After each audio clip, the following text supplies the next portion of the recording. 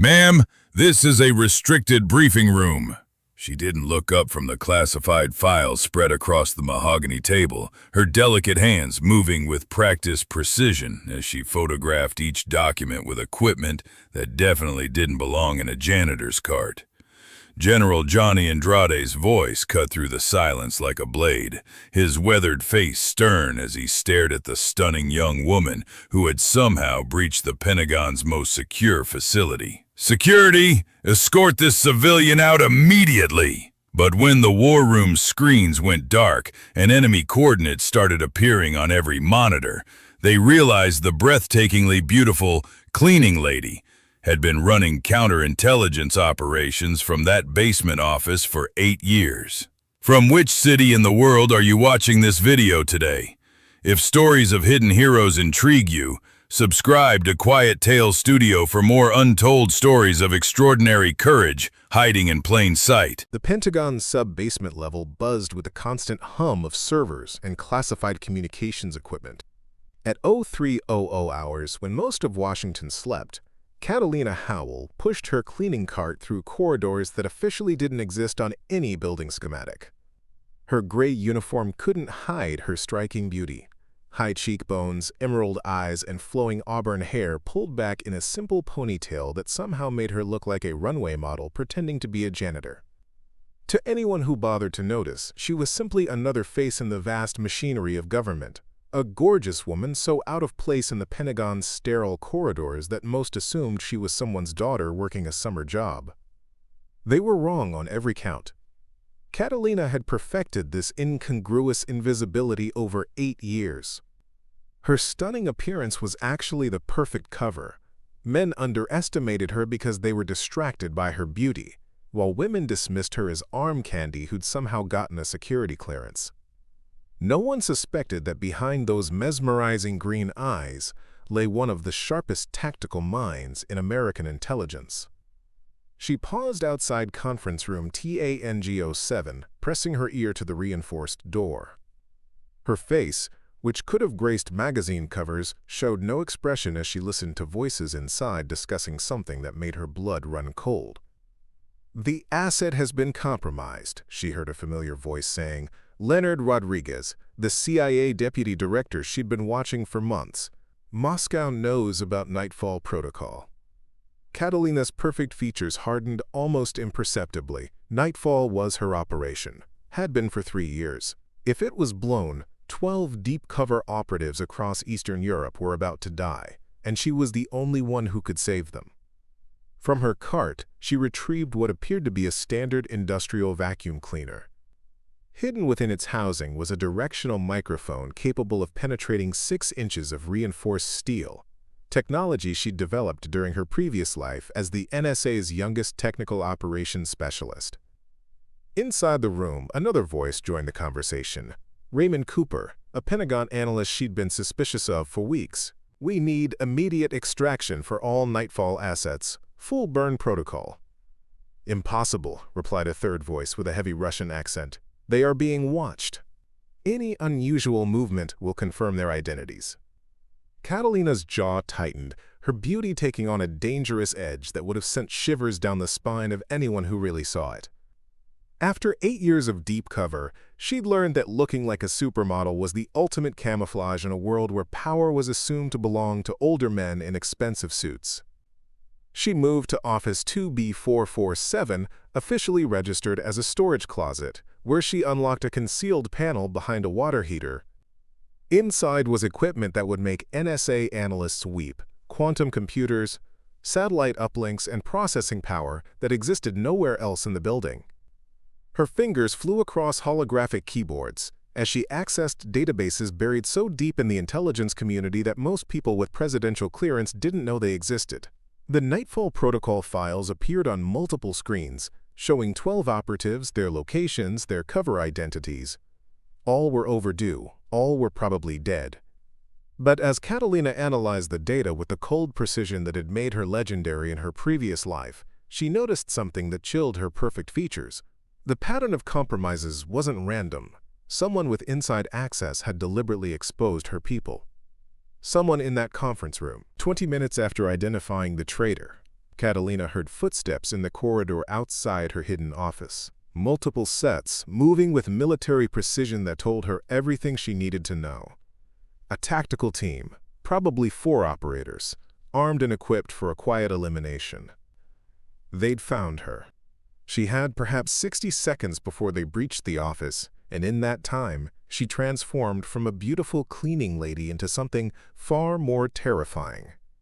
A predator who'd spent 8 years learning every secret passage, every vulnerability, every weakness in the Pentagon's supposedly impregnable security. From a concealed weapons cache, she retrieved a customized Glock 19 and 2 spare magazines, her movements fluid and graceful despite the deadly intent behind them. Even preparing for combat, she looked like she was posing for a photo shoot, if photographers specialized in capturing lethal beauty. The footsteps stopped outside her door. Catalina positioned herself behind the water heater, her weapon trained on the entrance with the steady hands of someone who'd never missed a shot that mattered. The door exploded inward, flashbang grenades flooding the room with blinding light and deafening noise. But Catalina had closed her eyes and relied on other senses, firing 3 precise shots at the sound of advancing footsteps. 1 scream, 1 curse, 1 body hitting the floor. "Target is armed and extremely dangerous," she heard someone reporting into a radio, panic creeping into his professional voice. "Repeat, the cleaning lady is hostile. Request immediate backup." Catalina smiled, the expression transforming her beautiful face into something that would haunt the survivors' nightmares. They'd called her a cleaning lady, not knowing they were facing a woman who'd cleaned up more international incidents than most generals had fought battles. She triggered thermite charges that would reduce her equipment to molten slag, then slipped through an emergency exit she'd installed during her 2nd year of cover. As the room erupted in white-hot flame behind her, she vanished into the Pentagon's ventilation system like a ghost, a devastatingly beautiful ghost with the skills to topple governments. Conference Room Alpha 1 was the Pentagon's most secure briefing facility, designed to contain conversations that could reshape global politics. At 0800 hours, it hosted an emergency session that nobody wanted to attend. General Johnny Andrade sat at the head of the mahogany table, his scarred face grim as he reviewed after-action reports that read like something from a spy thriller.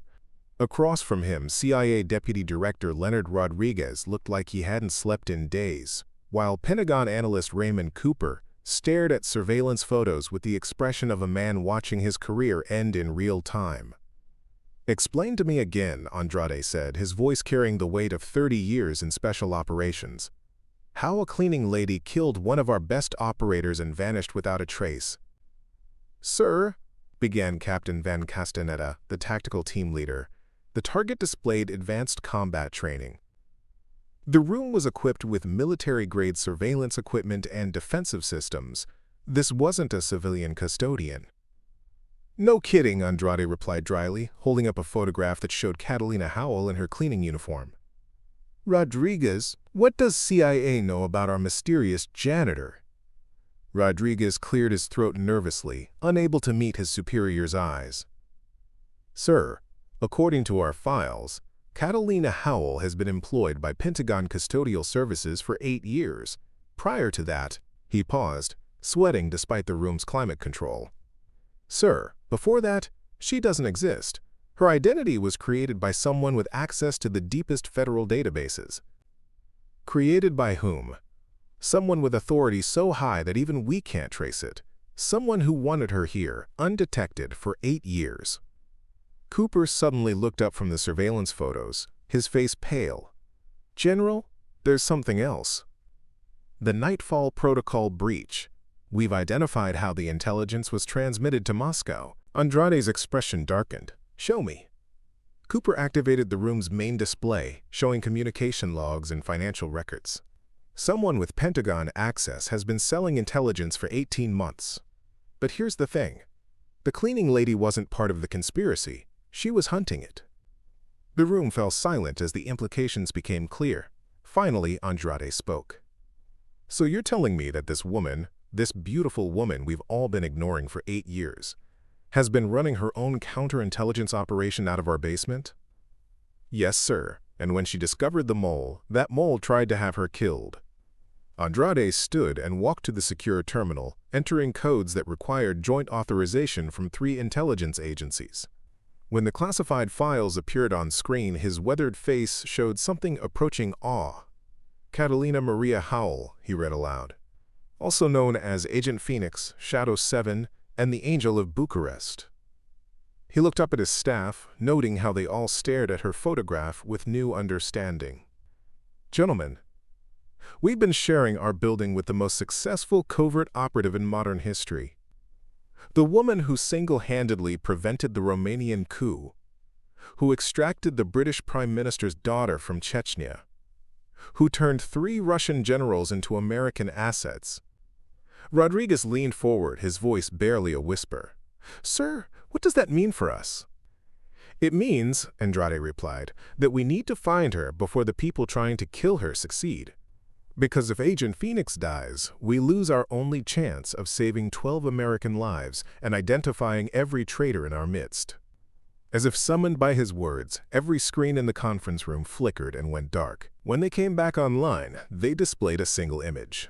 A photograph of Raymond Cooper accepting payment from a known Russian intelligence officer. At the bottom of the screen, a message appeared in elegant script. Briefing room Alpha-1, 1 hour. Come alone. Not a CH. General Johnny Andrade arrived at Briefing Room Alpha-1 precisely 1 hour later, accompanied only by his sidearm, and 3 decades of military instinct telling him this was either the best or worst decision of his career. The room appeared empty, its mahogany table gleaming under harsh fluorescent lights. He was about to conclude he'd been stood up when a voice spoke from the shadows, a voice like honey and silk that somehow carried more authority than any drill sergeant he'd ever known. Thank you for coming alone, General. Catalina Howell stepped into the light, and Andrade got his first clear look at the woman who had turned his world upside down. She was breathtaking. Not just beautiful, but luminous in a way that made the sterile government facility seem somehow transformed by her presence. Her auburn hair caught the light like fire. Her emerald eyes held depths that spoke of secrets and sorrows, and she moved with a dancer's grace that somehow managed to convey lethal competence. Ms. Howell, he said carefully, struggling to reconcile the stunning woman before him with the deadly operative from the classified files. Or should I say Agent Phoenix? Catalina is fine. That other person died a long time ago. She moved closer, and Andrade noticed that even in a simple black dress, she looked like she belonged on red carpets rather than in government briefing rooms. You read my file. What I could access. Most of it's buried under classifications I didn't know existed. Andrade studied her face, noting the intelligence that blazed behind those mesmerizing eyes. Why reveal yourself now? You could have maintained your cover indefinitely. Because 12 good people are going to die if I don't act, and I can't save them from the shadows anymore. Catalina produced a tablet and placed it on the table, her movements precise and elegant. Raymond Cooper has been feeding intelligence to SVR for 18 months. The Nightfall compromises are just the beginning. Andrade approached the table and examined the evidence she'd compiled. Financial records, surveillance photos, intercepted communications. It was comprehensive, damning, and presented with the thoroughness of someone who never made mistakes. This is enough to arrest him, he said. Arresting him won't save the Nightfall assets. They need immediate extraction, and that requires someone Moscow doesn't know is coming. Catalina met his eyes, and Andrade felt the full force of her presence. Beautiful, brilliant, and absolutely ruthless when necessary. It requires someone who's been dead for 8 years. You want to go back into the field. I want to finish what I started, but I need official backing. Shadow operations don't have the resources for a 12-person extraction from hostile territory. Andrade considered her request. This woman, this stunning, impossible woman, had spent 8 years literally cleaning up after the Pentagon's intelligence operations while running her own shadow network. She'd identified and tracked multiple traitors that professional counterintelligence had missed. She'd nearly died protecting national security, and now she was volunteering to risk her life again. What do you need? He asked. Catalina smiled, the expression transforming her already beautiful face into something radiant. Transport, communications, and permission to remind the world why they used to call me the Angel of Death. 48 hours later, Catalina stood in the cargo hold of a C-130 transport aircraft, checking equipment she hadn't touched in years. The tactical gear couldn't diminish her beauty. If anything, it enhanced it, creating a striking contrast between her model-perfect features and the deadly tools of her trade. Her official status was classified beyond top secret, her mission parameters known only to General Andrade and a select few. To everyone else, she remained a ghost, a beautiful fiction that allowed her to operate without bureaucratic oversight. The extraction plan was elegant in its complexity. 12 operatives across 4 countries, all being watched by SVR assets who expected any rescue attempt to follow standard protocols. They wouldn't expect a dead woman with a janitor's ID and a face that belonged in Hollywood to walk into their surveillance networks. Her first target was Prague, where Agent Nightfall 3 was working as a cultural attaché while actually monitoring Russian military communications. According to Catalina's intelligence, he had perhaps 6 hours before SVR moved against him. The aircraft's loadmaster, Kyrie Edwards, according to his name tape, approached her as they neared the drop zone. His eyes lingered on her face with the expression of a man trying to reconcile beauty with lethality. "Ma'am, General Andrade wanted me to give you this." He handed her a sealed envelope, his voice respectful but puzzled. Catalina opened it and read the brief message inside. "Bring them home, all of them. The angel flies again. -J.A." She tucked the note into her gear and walked toward the aircraft's rear ramp, her movements graceful even under the weight of combat equipment. Prague sparkled below them in the pre-dawn darkness, unaware that an angel of death was about to descend into its streets. Catalina checked her altimeter, took one last look at her reflection in the aircraft's window, still beautiful, still deadly, and stepped into empty air, disappearing into the darkness like the legend she'd trained herself to be. 6 days later, Catalina walked into General Johnny Andrade's office through the front door for the first time in 8 years. She wore an elegant charcoal business suit that somehow made her look like a Fortune 500 CEO who moonlighted as a supermodel, and carried herself with the quiet confidence of someone who had just accomplished 12 impossibilities. Andrade looked up from his desk, relief and admiration evident on his weathered face as he took in the sight of her, alive, unharmed, and more beautiful than ever. "Report," he said simply. "All 12 Nightfall assets extracted successfully. No casualties, no compromise of ongoing operations. Cooper and his entire network are in federal custody." Catalina placed a thick folder on his desk, her movements precise and elegant. Complete intelligence package on Russian penetration of Pentagon operations, including evidence that will keep prosecutors busy for years. Andrade opened the folder and scanned its contents, his expression growing darker with each page of meticulously documented treason. "How deep does this go?" he asked. "Deep enough that cleaning it up will take months, but the immediate threat is contained." Catalina sat down across from him, somehow managing to look both professionally competent and devastatingly beautiful. "General, I need to ask you something. What happens to Catalina Howell now?" Andrade considered the question. The woman across from him had spent 8 years in perfect deep cover, had identified and neutralized a major security breach, and had just completed one of the most successful extraction operations in intelligence history. She could write her own ticket to any position in the government. Hell, she could probably run for Congress and win on her looks alone. "What do you want to happen?" he asked. Catalina smiled, and for a moment the deadly operative disappeared, leaving only a beautiful woman who looked tired after carrying the weight of the world for too long. "I want to go back to work," she said. "There are still floors that need mopping and secrets that need protecting." 2 weeks later, Catalina Howell pushed her cleaning cart through the Pentagon's sub-basement corridors at 0300 hours, just as she had for 8 years. Her gray uniform still couldn't hide her stunning beauty, and her emerald eyes still held depths that most people were too distracted to notice. But now, a select few knew the truth. The breathtakingly beautiful woman who emptied their trash and mopped their floors was also their most effective guardian against threats they never saw coming. She was living proof that the most dangerous weapon in any arsenal might just be hidden behind a face so lovely that enemies forgot to watch for the knife. In conference room TANG-07, she paused to listen at the door. Inside, voices discussed a new operation, a fresh crisis that required careful attention. Catalina smiled, an expression that would have stopped traffic if anyone had been there to see it, and made a mental note to investigate further. After all, someone had to keep watch while the obvious heroes slept. Someone had to be the beautiful ghost who cleaned up messes before they became catastrophes.